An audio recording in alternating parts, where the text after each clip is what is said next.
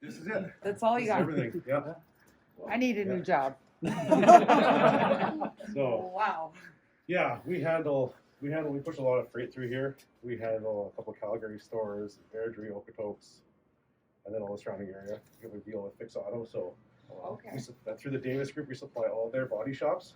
So we do a lot of stuff with that. Yeah, it's basically just like it's been super challenging lately. Obviously, with freight issues, delivery problems, just getting anything made of steel is a problem. But just gotta try to work with what you have. So anyway, this is the shipping receiving area. Usually it's a lot cleaner than this, but I just barely got done freight, and I tried to clean it up for you guys a little bit. So there's a lot of stuff that has to go out today. Most important things that you really see back here are things sort of for organization for a parts department.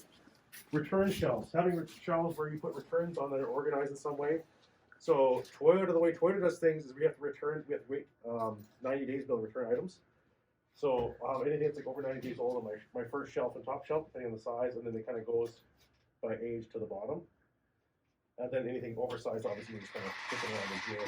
We also have warranty return policies. So parts that are deemed defective in the shop, Toyota reserves the right to inspect those parts to make sure the dealer isn't fudging any warranty issues. So we have to hold on to those for 30 days as well, or until they tell us we can throw those away. So we have shelves that are dedicated to those on the far right-hand side, as well as core returns. Outside of that, we just have a bunch of empty shelves because we don't have parts right now. You know, our battery rack is obviously looking pretty skinny. Batteries are really tough to get right now. And a lot of this stuff is just, yeah, just trying to deal with supply issues right now. It's that bad for you It's guys? that bad, yeah. We had that cold spell. We got one shipment of batteries in, and we sold out of almost all of our main batteries in 10 days. Wow. How you doing? It's gone. Oh So my goodness. there are ones that are supposed to be Glass here. is gone. They're gone immediately. And then there's Oh, scary. so oil supply problems. These are all oil shelves. So normally it's be full of oil. Yeah, it's silver. A lot of oil, transmission fluids, Gotcha. which we can't get right now a whole lot of. So we're just even our bulk oil. They ration our bulk oil right now too. So they'll come and we have a 2,000 liter tank for each of our oils, and they'll say, okay, this week you can hit 500 liters. So then we have to hope we don't run out. And if we run out, then we're on the bottles, and then we're buying it from other suppliers just to try to get through. And the freight company's coming in right now too again. Yay. So that's the back parts area. Up front, where a lot of the procedural things happen.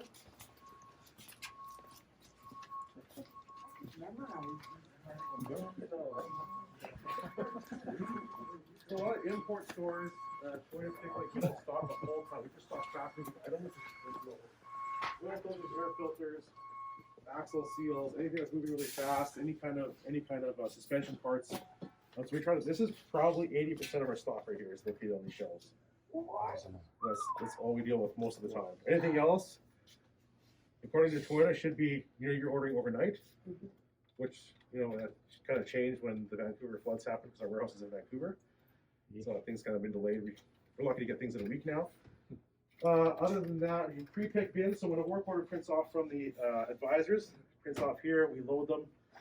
We put them in the pre-pick bins, and then as far as any kind of any requests for parts when technicians, it's pretty much all electronic now. We just went to a fully electronic system, which is it's good and bad.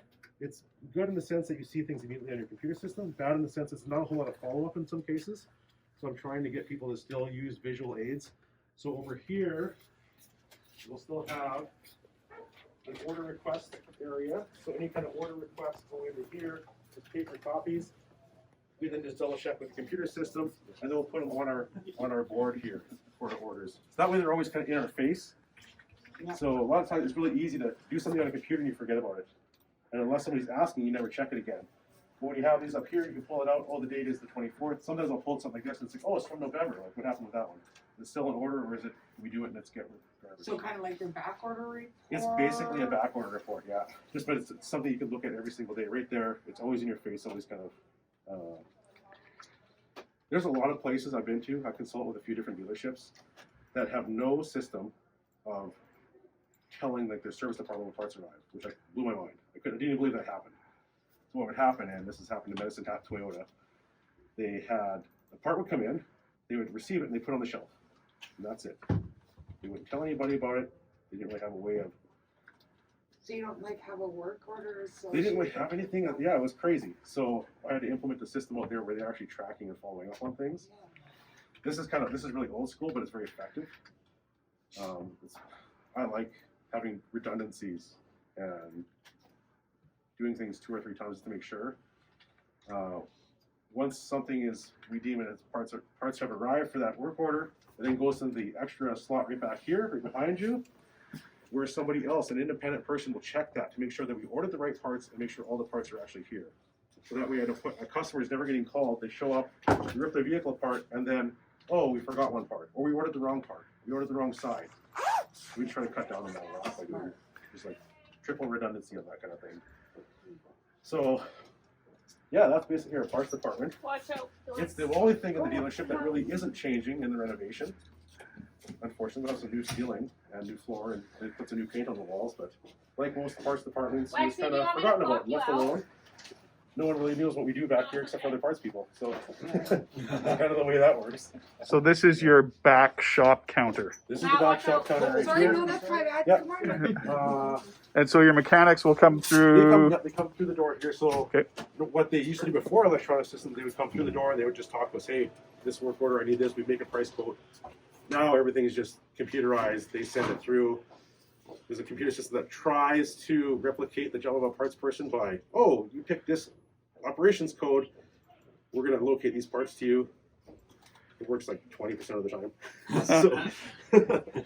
So it's not very good. It ends up just causing us more work, but that's the way that they do it. You should all take note of this Yes. award up here. Yes. Scott Peterson's Best Bullshitter Award, absolutely. Scott also has the most notes on his computer, as where Scott works, because Scott's memory is not very good. He's our goldfish. So he always makes himself notes. This is actually quite low on the notes. Do you guys have any questions about dealership or? How many parts technicians do you have? Hello. Parts technician. How are you? So there's me. I'm the manager and So journeyman. if you go back around the Scott, other side there, I have I can Alex, come who's on with you. holidays right now, and then Grace, who technically isn't an apprentice or anything. She used to be like just a fixed operations helper who was like kind of claimed eventually over time. We got busier and busier. Yeah. So she's part time. So I have kind of 3.5. Grace is the non-parts person, parts person. What's that? I said Grace is the non-parts person, parts person. Yes, exactly. Uh, So I- technically overstaffed for the size of dealership we are. Most dealerships our size would have 1 or 2. Do you know how many whips you have going right now for work orders? Like how many works in progress? Not in progress. I think I have an open work order report. Sorry, So all Becca, of our we took back off on you. back orders and stuff like that, we probably have, I don't know, we try to keep it under like 50, but it's probably more realistically like 75 or 100 open work orders, just waiting for parts. So, and then my open invoices that I don't even want to think about right now. We have open invoices from October, from September, from August, waiting for items to come in. I know how that feels. It's just, it's a huge part of the business right now, unfortunately. Yeah. It's not fun. And then I call and harass you constantly. So. Absolutely. I almost didn't answer the phone several times yesterday because I was swamped. And I was like, Rebecca's calling again. I'm so Jeez. sorry. I hate doing it too. Sometimes it's just faster. At least when someone called today, I'm like, well, it's not her. So it's like, hey, we just need some coolant. It's like, oh, you know how much gas we waste driving to Coaldale in that stupid truck of ours? Just for like a $2 item. Don't say that because then they'll get you a hybrid. And then I quit. Well, the next truck is on order. It's not a hybrid. So need it for new parts trucks. So they were telling us, Becca, that this shelf here is about 80% of their inventory, or 80% of their sales. 80% of our part numbers are in the Thank shelf. Yeah. For sure. Yeah, over probably just over leave 50% it, of our yeah. business is It's wholesale. pretty full So it's just items that come in and out. No, yeah, just leave it outside. So like our Thank you. order fill rate is actually quite low because our order fill rate technically goes through every single invoice we have and calculates a fill rate on that. It's usually about like 20%. Oh. Wow. So Mhm. that's because it's never going to be over 50. If we were at 50, that would be what I mean. We're servicing every single vehicle in the shop all the time, had every part in stock because our wholesale orders are so high. So, yeah. So you guys have a parts runner, like a dedicated guy that drives parts to customers? No. Oh, No, we just Change it. it's a front counter / shipper receiver / driver. So Usually it's Alex though. yeah, usually it's Alex. So I see. So he kind of does. Okay, he does. Yes, I get you. Everybody does multiple jobs. exactly. So that's what. Yeah, busy enough. I don't know how bigger stores do it with less people. Like I've been here 15 years, and it's just been. Well, As it's you've just grown. you and Grace for how long though, right? Me and back to Grace the did by ourselves OG for a long team. time. Yeah. Yeah. Yeah. And I've operated I've many times I've had to work here by myself for multiple weeks at a time. It's just I couldn't do it anymore. It's too crazy. Too much body orders have gone through. As insurance companies have upped the amount that they'll allow before a vehicle's written off, you just get more and more orders coming in. Yeah, So, it's 80%. and I think when I started here, it was like 55 or 60. Yeah. So, Yeah, some of the vehicles we fix is just mad. which I'm always surprised when I get cancellations for write-offs because it's crazy. I had a 65 line order the other day from a shop on an 07 Tacoma. See, and I was this, like, how is that not a write-off? well, no, and that's the thing. That annoys me because we do it too. I've done it to multiple different like suppliers, and it's just Yeah. like we have the vehicle here. Why is this happening? Like this makes no sense. Yeah. Because they order all the parts and then, oh hey, there's more parts. We can't fix this now. Yeah. What? And we used to eat all freight charges, and we used to eat all restocking fees. Toyota Canada they're brutal as far as restocking fees. So even if I wait 90 days to return something, they still charge me 5% plus the freight to send it back. And it's 5% of the cost of the part. So if I send out a $1,000 door panel or a $5 emblem, it scales, right? Even though they would be on the same shipment going back. Anything that's special order to the States is 25% automatically. And if it's a big piece I want to send back before the 90 days, then it's again 25%. And they're just like brutal. And so we used to eat all that, but it's just come down like we can't do it anymore. Freight costs are too high, restocking fees are too high. So I mean most shops will understand some degree of it. Well, most shops, just speaking from experience, they pretty much believe everything's returnable. Yes, And, exactly. Like, it's right on the Yeah. package, and it's like you guys aren't reading either your invoices or your packages. Yeah, every invoice so- that says not all parts are not returnable. Yeah. Except So- for stocked items. Yeah. But it's part of the business. You have to try to keep customer loyalty, even though we're only the only Toyota store around.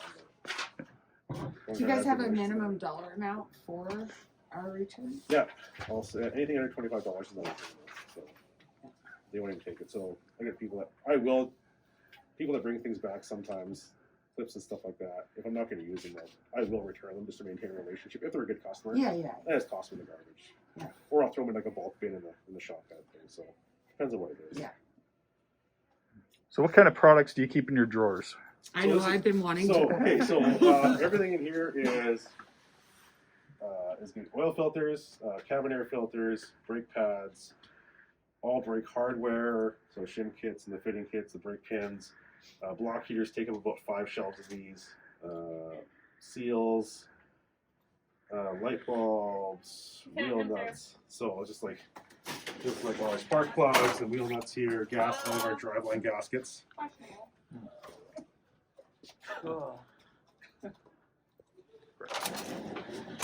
That one not too good. It's just so small. Just scale. different. Yeah, everything's super small scale, right? It's just We need a single Vidmar dedicated to O-rings. Actually, we need 2. A full Vidmar dedicated to O-rings alone. yeah. So most of our brake pads at Rector stock. There's actually Toyota's pretty good Kevin, did those on not work? multiple part numbers or one part number for multiple vehicles. So like this is pretty much all of our oil filters are right here. That encompass all of our vehicles. That's it.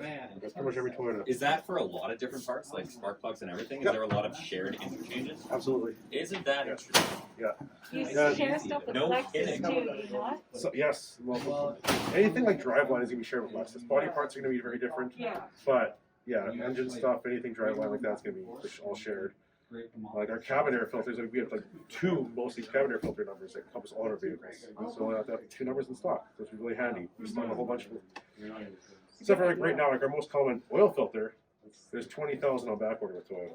You can't get them anymore. So I have to buy aftermarket ones and bring them in. Sounds about right. So which sucks because they're actually more money, and customers want a deal on them because they're not I was OEM. just causing a So lot. you Yeah, make way less exactly. on them. Do you know what your dollar value is of your inventory total? Normally I sit around 200,000. Right now I'm barely clearing 100. Really? Eh? So yeah, guess what? 116. I would assume that's cost, right? That's cost. Yes. Yeah. Absolutely.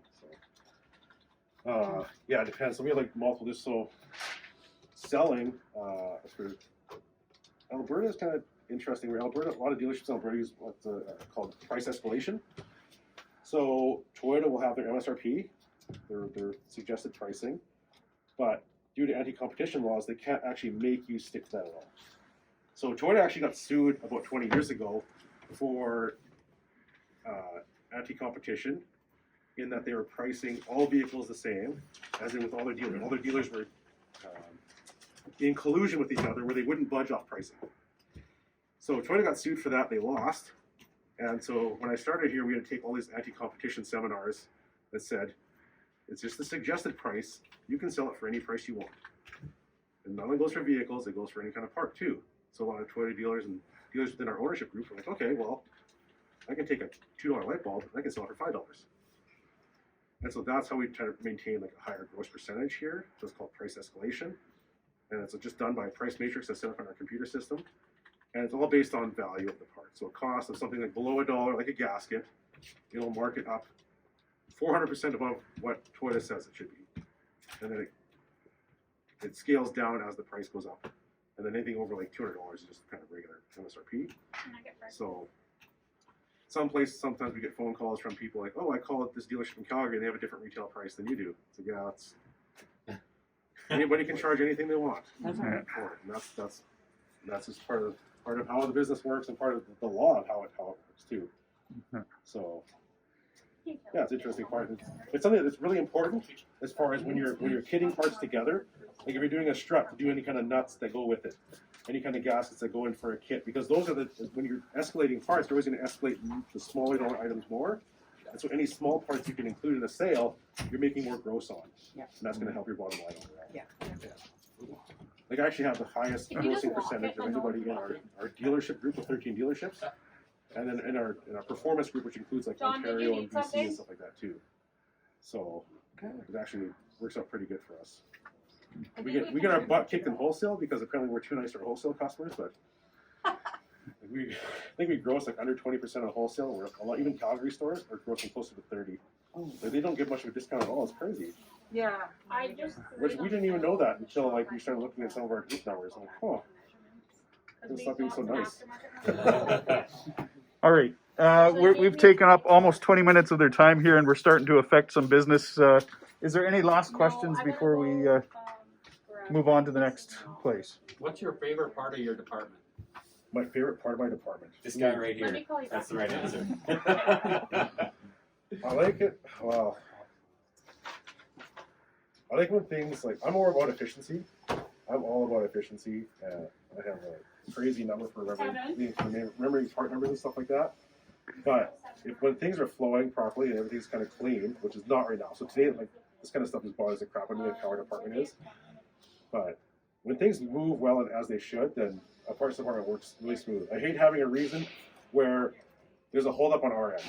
I want the holdup to be in the shop or be with an advisor trying to sell something. That's what I want. I would never want to be blamed for anything.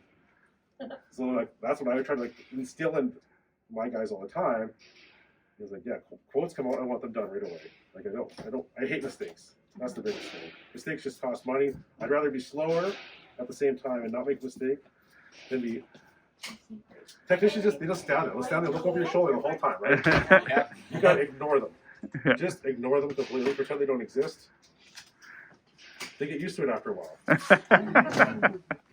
And yeah, sometimes you're starting at a place brand new, and you're talking to a technician who's been there for 20 years, and you're like, the new guy's been there for a week, that's tough, right? You just want to rush through something and help the guy out.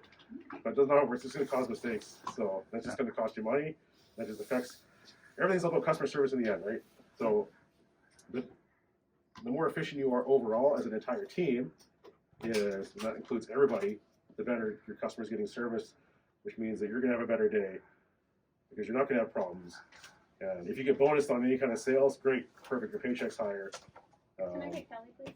Sometimes you have great technicians who will just stand around and wait for you forever without saying something. Do you guys get a bonus based on sales, like performance, or is it like a commission based? Or There is incentives to hit certain target numbers. Gotcha. Yes. So, makes sense. but sometimes that's from Toyota Canada directly, and sometimes that's just internal in the dealership. So, Okay, I gotcha. Okay.